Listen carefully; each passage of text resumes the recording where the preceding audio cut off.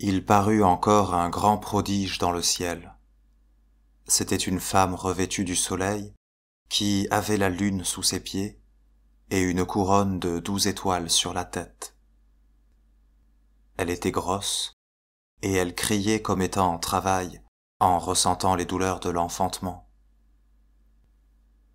Un autre prodige parut ensuite dans le ciel, un grand dragon roux, qui avait 7 têtes et 10 cornes, et 7 diadèmes sur ses 7 têtes.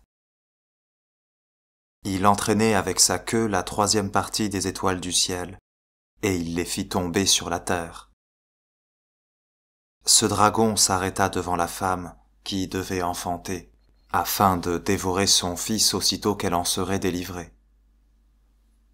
Elle enfanta un enfant mâle qui devait gouverner toutes les nations avec une verge de fer. Et son fils fut enlevé vers Dieu et vers son trône. Et la femme s'enfuit dans le désert, où elle avait une retraite que Dieu lui avait préparée pour l'y faire nourrir durant 1260 jours.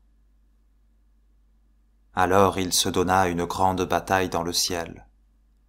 Michel et ses anges combattaient contre le dragon, et le dragon avec ses anges combattait contre lui. Mais ceux-ci furent les plus faibles, et depuis ce temps-là, ils ne parurent plus dans le ciel.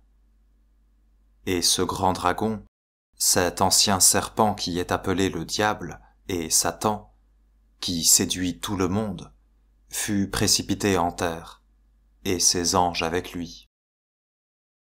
Et j'entendis une grande voix dans le ciel qui dit : « C'est maintenant qu'est établi le salut et la force, et le règne de notre Dieu, et la puissance de son Christ. Parce que l'accusateur de nos frères, qui les accusait jour et nuit devant notre Dieu, a été précipité, et ils l'ont vaincu par le sang de l'agneau, et par la parole à laquelle ils ont rendu témoignage. Et ils ont renoncé à l'amour de la vie, jusqu'à vouloir bien souffrir la mort. C'est pourquoi, cieux, réjouissez-vous, et vous qui y habitez. Malheur à la terre et à la mer, parce que le diable est descendu vers vous plein de colère, sachant le peu de temps qui lui reste. » Le dragon, se voyant donc précipité en terre, commença à poursuivre la femme qui avait mis au monde l'enfant mâle. Mais on donna à la femme 2 ailes d'un grand aigle, afin qu'elle s'envolât dans le désert au lieu de sa retraite, où elle est nourrie un temps, des temps, et la moitié d'un temps, hors de la présence du serpent.